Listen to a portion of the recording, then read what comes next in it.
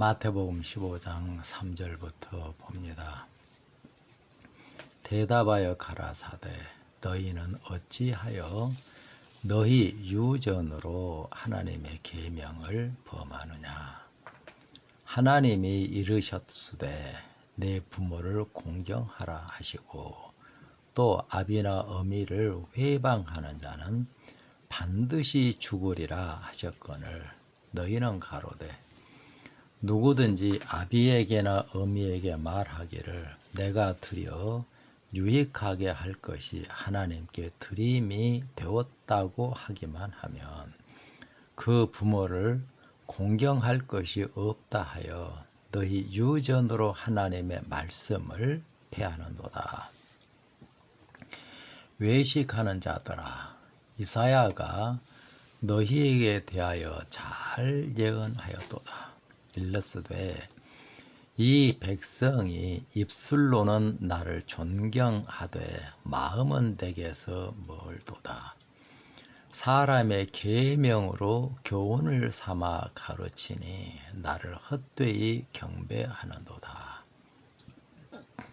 우리는 이 말씀을 읽어도 초림 당시 유대인들에게 한 말이라고만 그렇게 생각하고 우리는 이 말씀에 전혀 해당되지 않는다고 그렇게 믿어버리고 있습니다.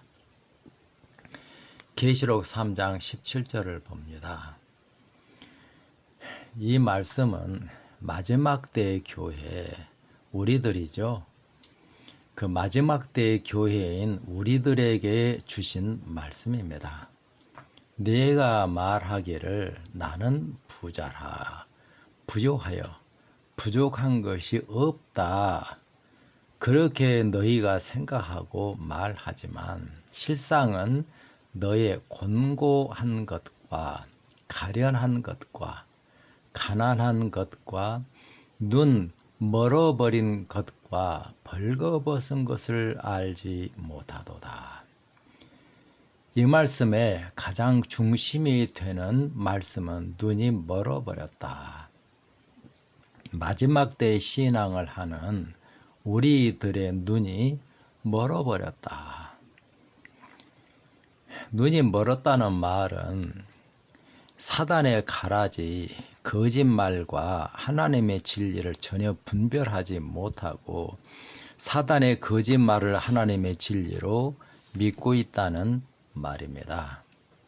다시 말하면 마지막 때 하나님의 백성이라고 자처하는 우리도 초림 때 유대인들과 똑같이 참 교회 유전을 따라서 신앙을 하므로 예수님과 하나님을 헛되이 경배하고 있다고 하는 것입니다.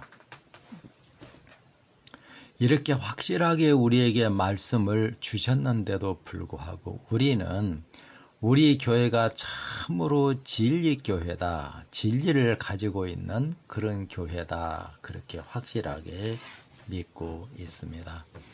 우리 교회가 참으로 진리를 가지고 있고 진리교회라고 할 것 같으면 예수님께서 말씀한 눈이 멀었다고 하는 그 말씀과 완전히 맞지 않죠.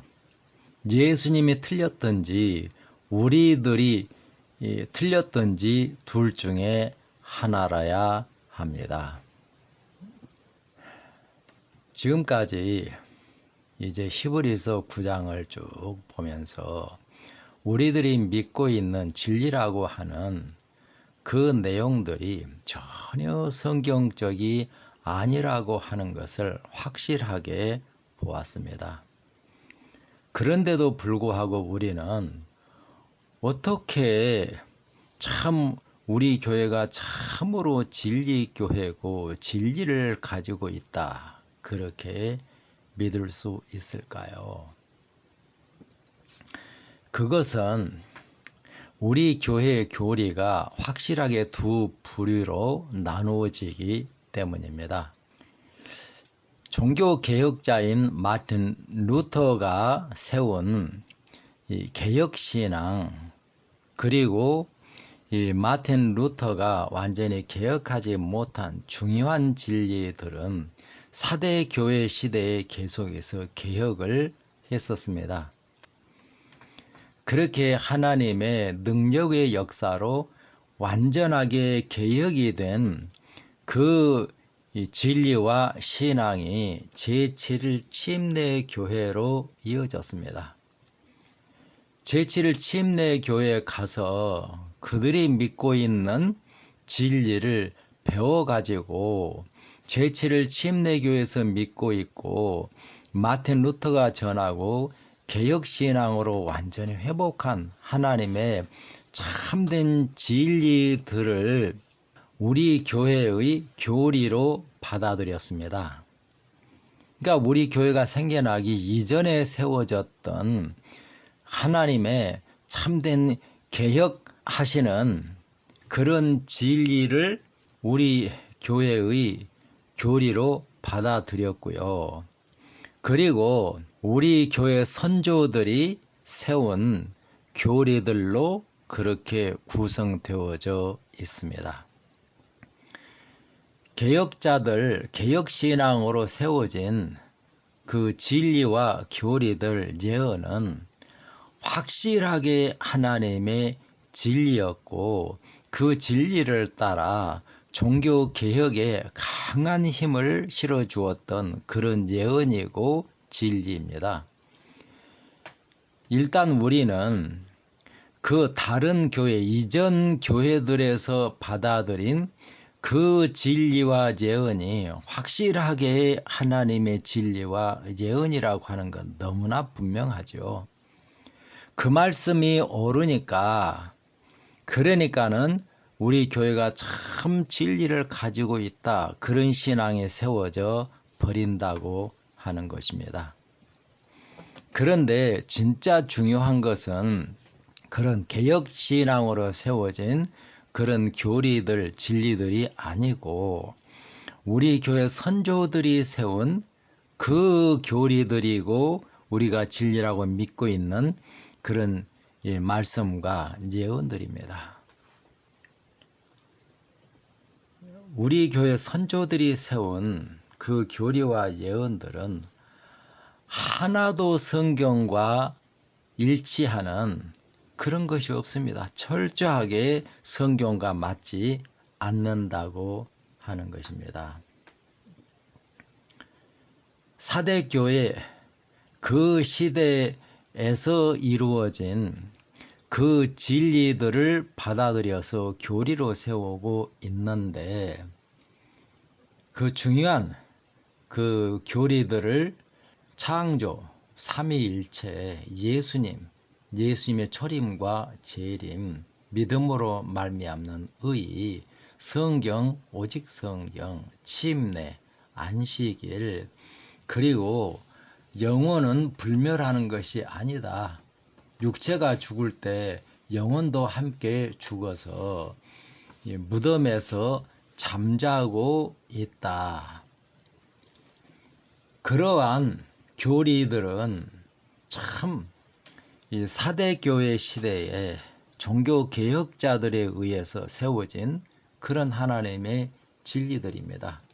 그리고 특별히 종교개혁자인 마틴 루터가 강하게 증거했었던 그 예언이 다니엘서 예언이죠. 2장, 7장에서 확실하게 그 예언을 풀어갔는데 바벨론, 메데 페르시아, 헬라 제국, 로마 제국, 그 다음에 로마 교황권, 그것을 그 다니엘서 예언으로 확실하게 풀어주었고, 그리고 로마 교황권에 의해서 1260일 예언도 완전하게 이루어졌다. 그 예언들은 너무나도 성경적이고 하나님의 예언이었습니다. 바로 이러한 예언 그리고 이 진리, 이 말씀들을 전하니까 참 우리 교회가 참으로 진리를 가지고 있다. 그렇게 믿는 믿음이 세워져 버린다고 하는 겁니다. 바로 그러한 믿음 위에 안식일교회 선조들이 세운 그런 교리들을 받아들이게 되니까 완전히 잘못된 교회 유전을 따라서 예수님을 헛되이 섬기는 그런 신앙이 되어버린 것입니다. 사실 마지막 때에 살고 있는 우리에게 참으로 중요한 것은 로마 교황권까지의 예언이 아니고 마지막 때에 이루어질 그 예언입니다. 그리고 사대 시대에 개혁했던 그 진리만이 아니라 마지막 때에 하나님께서 증거하시는 하나님의 마지막 섭리, 그 복음과 진리를 확실하게 알고 그 진리를 따라서 예수님을 믿어야 우리의 구원이 확실하게 이루어지고 재림 준비가 된다고 하는 것입니다.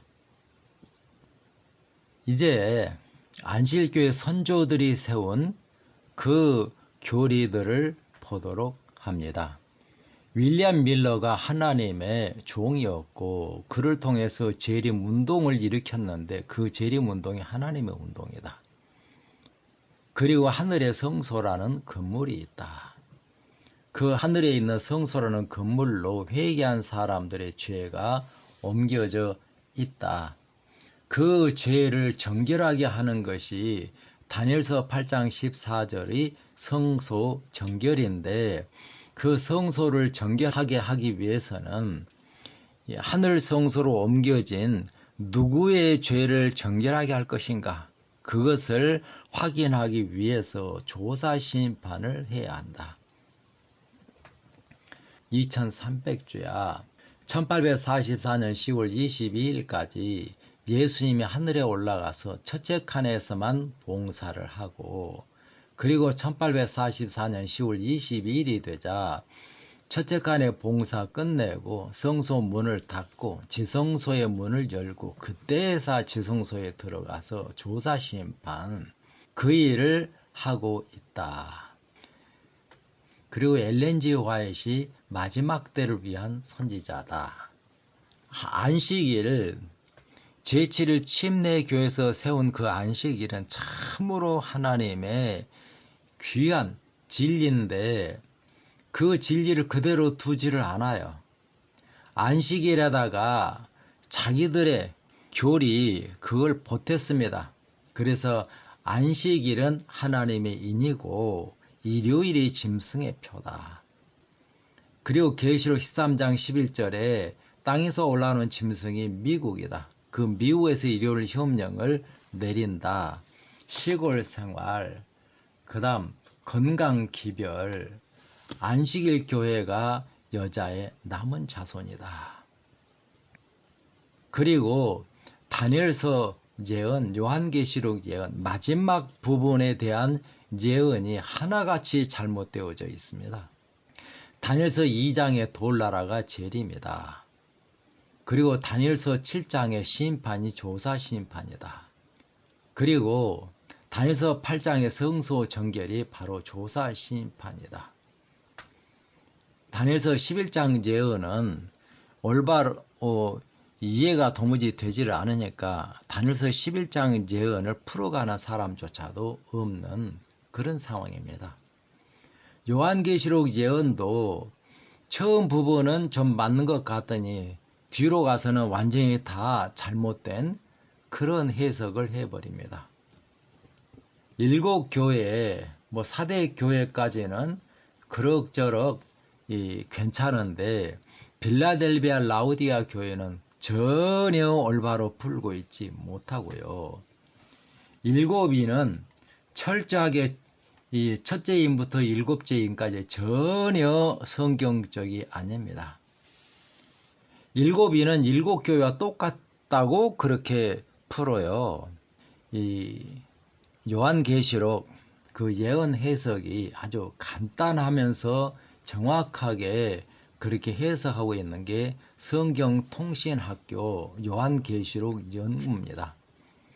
거기에서 말씀하고 있는 일곱인이 58페이지부터 76페이지에 말하고 있는데, 첫째에는 사도시대, 에베소 시대, 둘째에는 사대교회 시대, 셋째에는 버가모 교회 시대, 넷째에는 중세 암흑 시대, 두아디라 교회 시대, 다섯째에는 사대교회 시대, 여섯째에는 말세 라우디게아 교회 시대, 일곱째에는 재림이라고 정확하게 그렇게 기록을 하고 있습니다. 하나님께서 일곱 교회에서 예언을 확실하게 주고 있는데, 일곱인에서 그걸 왜 반복해서 또 이 설명을 하고 이 예언을 줘야 되겠냐고요. 일곱인은 첫째부터 일곱째 인까지가 전혀 성경적이 아닙니다. 일곱 나팔도 마찬가지고요. 계시록 10장에 그 예언이 그 윌리엄 밀러에 의해서 이루어진 그런 재림 운동이다. 그리고 12장에서 말씀하고 있는 여자의 남은 자손이 안식일 교회다. 그렇게 성경 계시록을 해석을 하고 있어요. 이렇게 전혀 성경과 맞지 않는 우리 교회가 마지막 때의 진리를 가지고 있는 하나님의 참된 교회라고 하는 것을 이 예언으로 그리고 성경 교리로 세우기 위하여 억지로 그렇게 성경과 전혀 맞지 않는 그런 교리들을 세우고 있고 예언을 해석하고 있다고 하는 것입니다. 이러한 이 교리 예언들을 다 살펴볼 수가 없고요. 다니엘서 2장에 그 돌이 이제 내려와서 그 신상에 발을 친 그 사건이 재림인가, 그것만 좀 살펴보도록 하겠습니다. 다니엘서 2장 34절 35절입니다. 또 왕이 보신즉 사람의 손으로 하지 아니하고 뜨인 돌이 신상의 철과 진흙에 발을 쳐서 부수어뜨리매, 그때에 철과 진흙과 놋과 은과 금이 다 부서져 여름 타작마당의 겨같이 되어 바람에 불려 간 곳이 없었고, 우상을 친 돌은 태산을 이루어 온 세계에 가득하였었나이다. 이 예언이 재림에 대한 예언인가? 전혀 재림에 대한 예언이 아닙니다.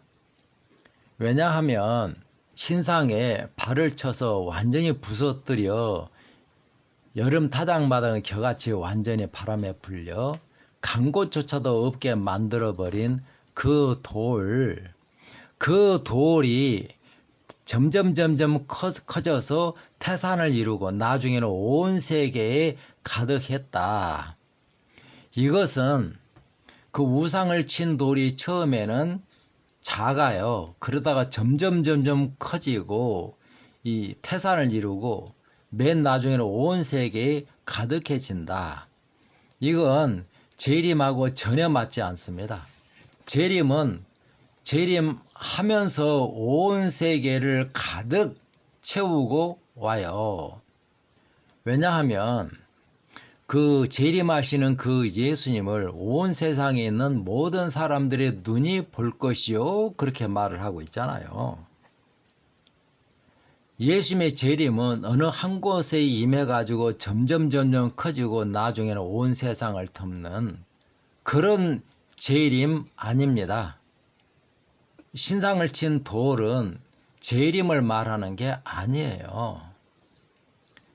다니엘서 2장 44절을 봅니다. 다니엘이 그 신상을 친 돌에 대해서 설명을 하고 있는 내용입니다. 이 열왕의 때에 하늘의 하나님이 한 나라를 세우시리니 이것은 영원히 망하지도 아니할 것이요 그 국권이 다른 백성에게로 돌아가지도 아니할 것이요 도리어 이 모든 나라를 쳐서 멸하고 영원히 설 것이라. 왕이 사람의 손으로 아니하고 산에서 떠내진 돌이 철과 놋과 진흙과 은과 금을 부서뜨린 것을 보셨다. 그러니까 신상을 친 그 돌은 어디에서 와요? 산에서 준비된 돌이라고 하는 것이에요. 예수님은 산에서 재림합니까? 아니요. 예수님께서는 절대로 산에서 재림하지 않고 하늘로부터 구름을 타고 재림을 합니다. 여기 산에서 준비된 그 돌은 하나님의 산인 시온산에서 준비된 하나님의 백성들, 하나님의 군대를 말하고 있는 것이에요. 우리는 돌 하면 무조건 예수님을 상징한다. 그렇게 이해를 하는데요. 돌은 그렇지 않습니다. 예수님께서 이 시몬 베드로를 처음 만났을 때 너는 이 요한의 아들 시몬이니 장차 베드로라 할 것이다. 베드로라는 그 말의 뜻이 돌이라는 뜻입니다. 반석이 아니고 돌이에요. 베드로를 처음 만났을 때에 그의 이름을 베드로라고 하지 않고 나중에 네가 베드로라고 불려질 것이다. 왜냐하면 예수님 처음 만났을 때 베드로는 돌이 되지 않았어요. 시몬이었어요. 그런데 예수님을 믿고 예수님을 늘 따라서 신앙을 하다 보니까 반석이신 예수님을 완전히 닮은 거듭난 예수님의 성질을 가진 그런 돌이 되었다고 하는 것입니다. 그래서 나중에 베드로 돌이라고 불려질 것이다. 예수님께서 베드로를 이 돌이다, 베드로다 그렇게 이름을 지어 주었기 때문에 베드로는 돌에 관해서 항상 관심을 가지고 있었고요. 그래서 베드로 전서 2장에 보면은 우리는 왕 같은 제사장이요. 그 예수님의 그 성품에 참여한 이 돌 같은 그러한 성질을 가진 그런 사람들이요. 그렇게 말하고 있어요. 다시 말하면 예수님을 믿는 사람들이 예수님의 성질에 참여해서 예수님이 반석인 것처럼 그 사람들은 돌이나 반석이나 성질이 같은 것이죠. 그래서 마지막 때의 산에서 떠내진 그 돌은 하나님께서 시온산에서 준비한 예수님과 연합되어져 있는 바로 14만 4천입니다. 그들이 그 14만 4천 시온산에서 준비한 그 하나님의 군대를 하나님께서 이끌고 와서 이 사단의 제국인 그 신상을 완전히 정복하고 깨뜨려 버리고 그리고 결국 신상을 친 그 하나님의 백성들의 역사로 말미암아 결국 제 이름으로 말미암아 하나님의 나라가 세워진다. 그러니까 그 나라는 영원한 나라다. 그게 바로 다니엘서 2장에 말씀하고 있는 돌 예언입니다. 돌은 재림 아니에요. 마지막 때 하나님의 참된 백성인 14만 4천과 함께 나가서 참으로 잘못되어 있는 바벨론 그 신상을 깨뜨리고 거기서부터 참 하나님의 백성들을 구원해내는 그 역사를 이 돌로 말씀하고 있는 것이에요. 그게 다니엘서 2장, 7장, 8장, 11장 마지막 때에 이루어지는 똑같은 예언을 말하고 있는 것입니다.